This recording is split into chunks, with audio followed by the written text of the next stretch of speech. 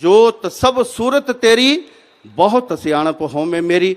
साध संगत, सतगुरु बाबा हरदेव सिंह जी महाराज 2006 में जब यहाँ समागम संपन्न हुआ, रात को 11 बजे का समय, महात्मा दिलबाग जी का फोन आता है। कहने लगे, डोगरा साहब, आपके हिमाचल में चंबा एक बस जा रही है महापुरुषों की महाराष्ट्र से।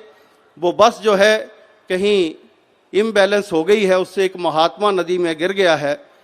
आप कहते वहाँ पर उनकी हेल्प करिए।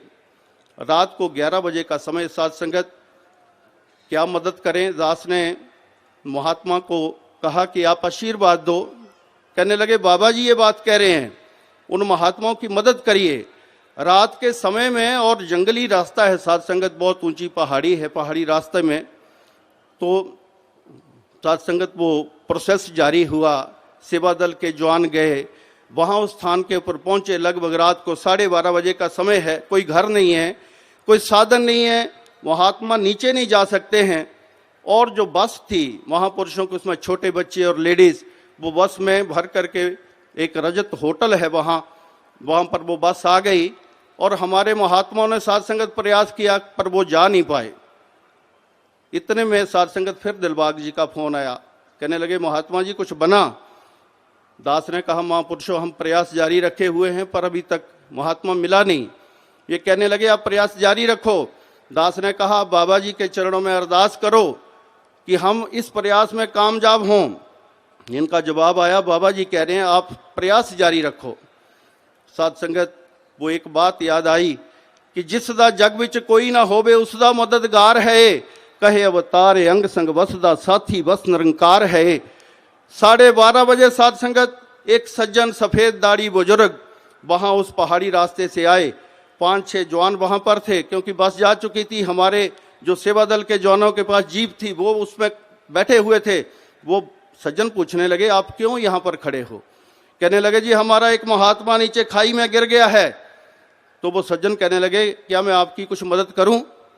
तो सबने हाथ जोड़ दिया, हाँ जी आप प्रयास करिए। वो साध संगत, वहां जाने का नीचे रास्ता नहीं है।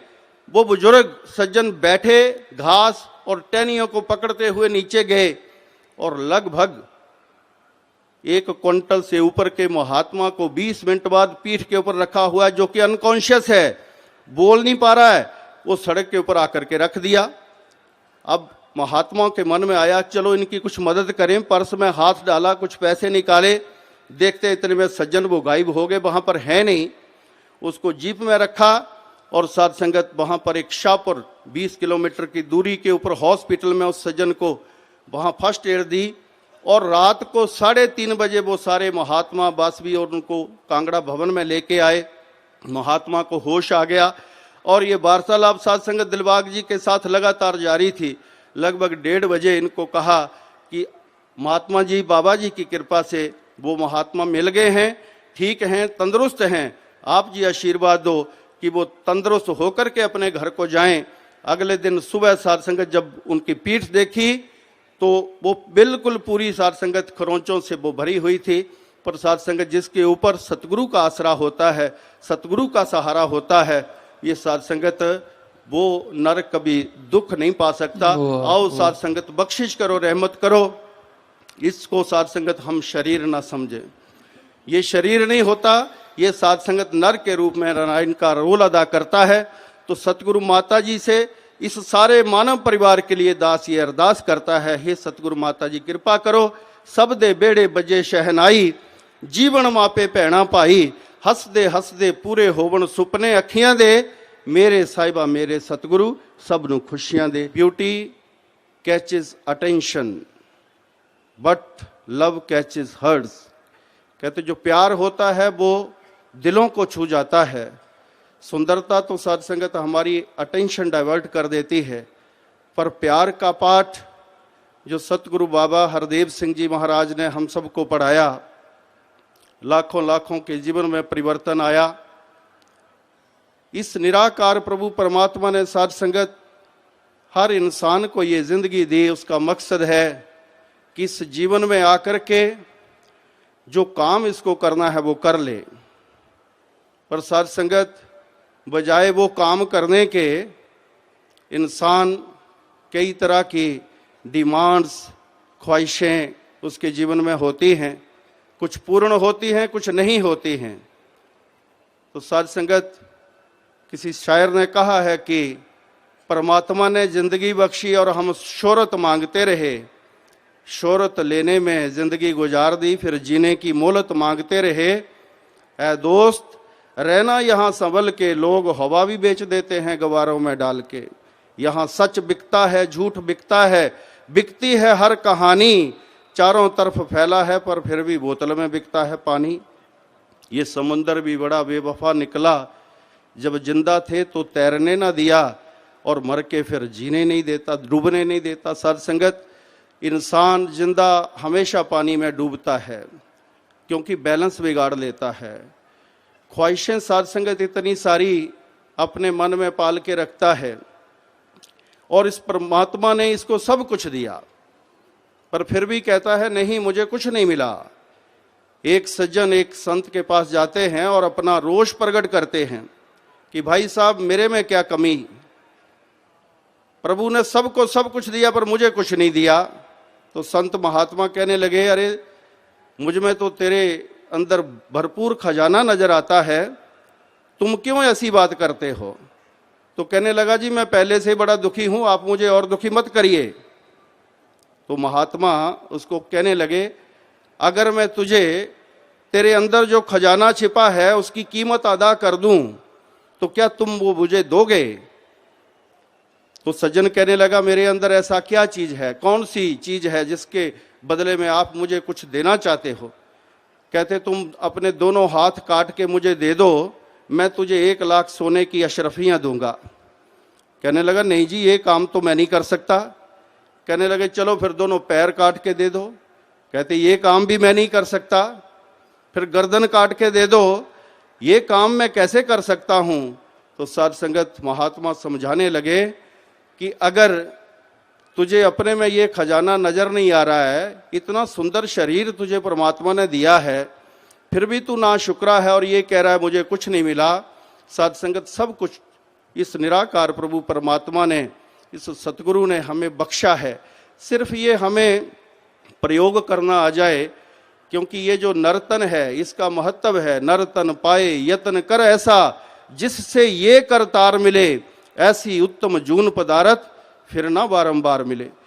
कई तरह की साध संगत ये जिरा करता है, परमात्मा से बहस करता है। डॉक्टर मोहम्मद इकबाल बहुत एक कवि हुए साध संगत, उन्होंने परमात्मा की और इंसान की एक गोष्ठी लिखी, बहुत सुंदर गोष्ठी, जिसमें प्रभु इंसान को कह रहे हैं कि इंसान देख, मैंने ये धरती बनाई कॉमन सांझी कि यहाँ सारी मानवता बैठ करके एक निराकार प्रभु परमात्मा की बंदगी इबादत करे, पर तूने तो इसको एक गलत शेप दे दी, गलत मोड़ दे दिया। तूने ये धरती बांट दी, कहीं पर ईरान इराक बना दिया, जंगिस्तान बना दिया। मैंने ये लोहा बारूद बनाया इसलिए कि तू इसका प्रयोग जो है वो अपने घर की ज़रूरतमंद चीज़ों को बनाने के लिए करे, पर तूने उसको भी गलत शेप दे दी। तूने कहीं तोप बना दी, कहीं और ऐसे खतरनाक हथियार बना दिए, औजार बना दिए, जिससे मानवता का जो है वो नुकसान होता है। ये भी तूने ठीक नहीं किया। मैंने सुंदर सुंदर पक्षी बनाए, चहचहाने वाले, आसमान की ऊंचाइयों के ऊपर उड़ने वाले, पर तूने उनको भी गलत शेप दे दी, तूने उनको पिंजरों में बंद कर दिया।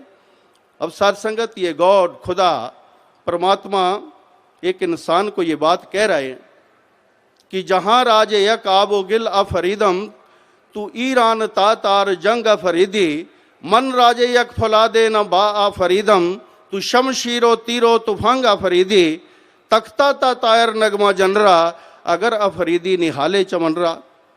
अब जब साध संगत ये सारी वार्ता उस सज्जन इंसान ने सुनी तो उससे रुका नहीं गया और वो कहने लगा कि देख खुदा, ये सब कुछ तूने नहीं बनाया, इसमें कुछ मेरा भी है।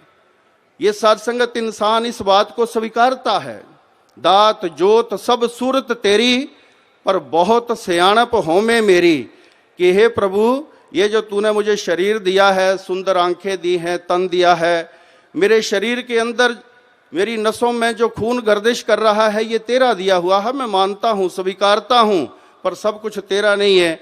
तो परमात्मा उसको पूछता है, फिर इसमें अगर ये सब कुछ तेरा नहीं है तो फिर और किसका है? ये अगर तू ये चीज को एक्सेप्ट करता है कि दात जोत सब सूरत तेरी की, अगर ये मेरी दी हुई तो तेरा क्या है?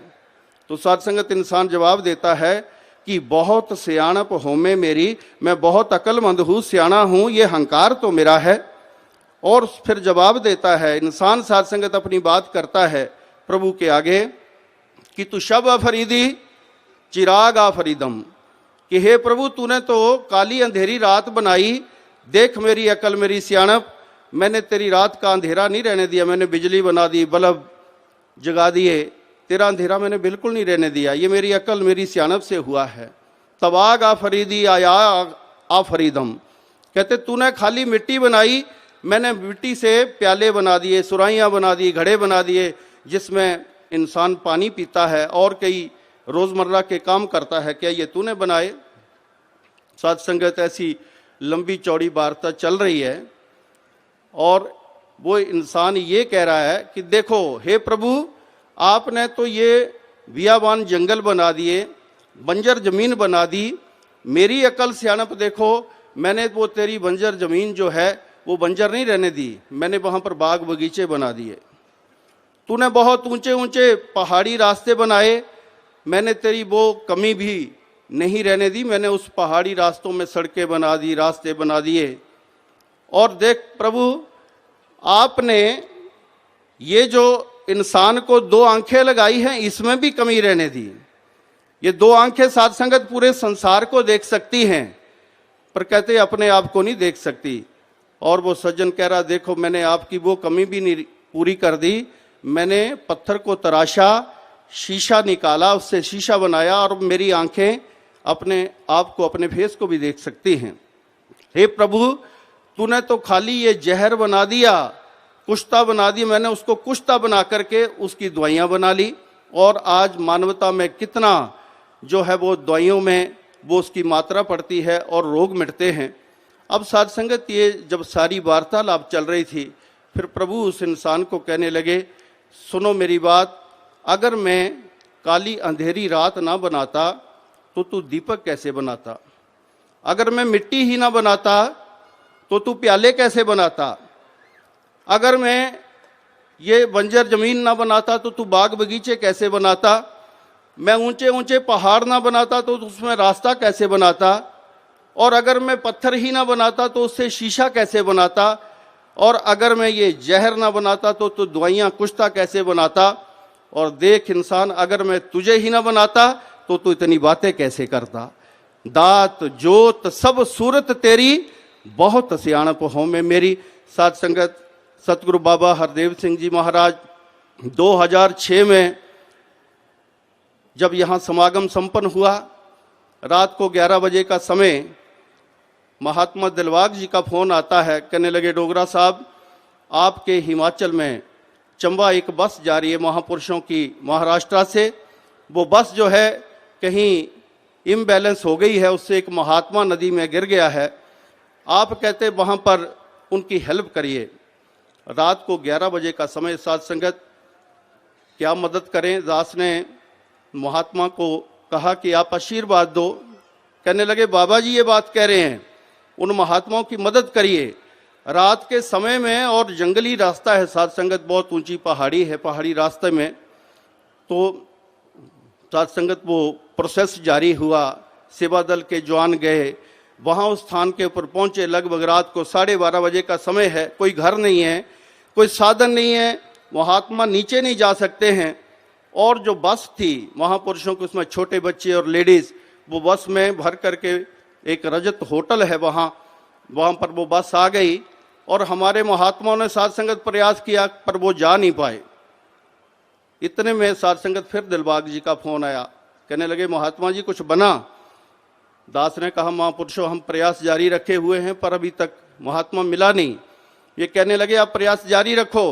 दास ने कहा बाबा जी के चरणों में अरदास करो कि हम इस प्रयास में कामयाब हों। इनका जवाब आया, बाबा जी कह रहे हैं आप प्रयास जारी रखो। साध संगत वो एक बात याद आई कि जिस दा जग विच कोई ना होवे उस दा मददगार है, कहे अवतार अंग संग वसदा साथी वस निरंकार है। 12:30 बजे साध संगत एक सज्जन सफेद दाढ़ी बुजुर्ग वहां उस पहाड़ी रास्ते से आए। 5-6 जवान वहां पर थे, क्योंकि बस जा चुकी थी। हमारे जो सेवा दल के जवानों के पास जीप थी वो उसमें बैठे हुए थे। वो सज्जन पूछने लगे, आप क्यों यहाँ पर खड़े हो? कहने लगे, जी हमारा एक महात्मा नीचे खाई में गिर गया है। तो वो सज्जन कहने लगे, क्या मैं आपकी कुछ मदद करूं? तो सबने हाथ जोड़ दिए, हाँ जी आप प्रयास करिए। वो साध संगत वहां जाने का नीचे रास्ता नहीं है। वो बुजुर्ग सज्जन बैठे, घास और टहनियों को पकड़ते हुए नीचे गए और लगभग 1 क्विंटल से ऊपर के महात्मा को 20 मिनट बाद पीठ के ऊपर रखा हुआ है, जो कि अनकॉन्शियस है, बोल नहीं पा रहा है, वो सड़क के ऊपर आकर के रख दिया। अब महात्माओं के मन में आया, चलो इनकी कुछ मदद करें। पर्स में हाथ डाला, कुछ पैसे निकाले, देखते इतने में सज्जन वो गायब हो गए, वहां पर है नहीं। उसको जीप में रखा और साध संगत वहां पर एक शाहपुर 20 किलोमीटर की दूरी के ऊपर हॉस्पिटल में उस सज्जन को वहां फर्स्ट एड दी। और रात को 3:30 बजे वो सारे महात्मा बासवी और उनको कांगड़ा भवन में लेके आए।